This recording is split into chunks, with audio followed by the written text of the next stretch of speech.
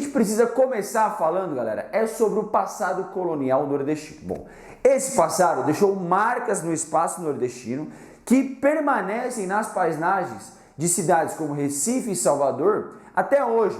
Essas duas cidades possuem ainda hoje uma arquitetura colonial, a existência de latifúndios, canaviais e usinas produtoras de açúcar, certo? Uma economia que começou lá no século XVI, galera. Se considerarmos a chegada dos europeus, galera, o Nordeste é a área de ocupação mais antiga do Brasil.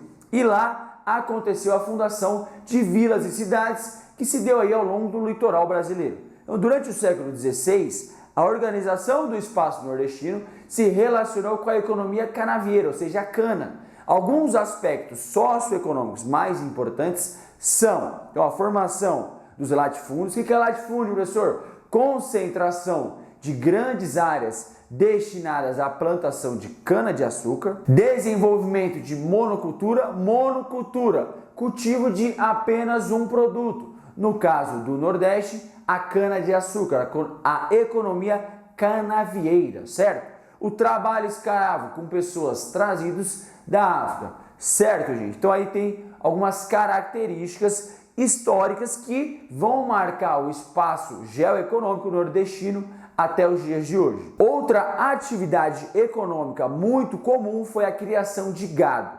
Os bois, gente, eram inicialmente usados nos engenhos como animais de tração e de transporte da cana-de-açúcar, no fornecimento de carne e também no fornecimento de couro. Então o boi tinha aí uma função bastante variada.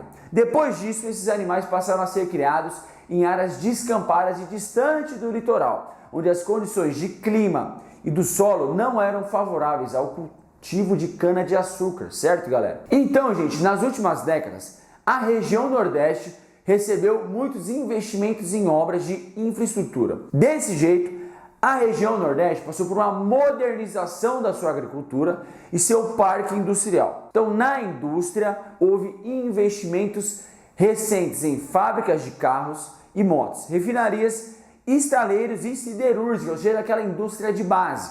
Na agricultura, a região Nordeste se modernizou e hoje conta com importantes áreas de produção agrícola irrigada, certo, galera? Que são voltadas aí principalmente para a produção de exportação de frutas tropicais, então alta tecnologia.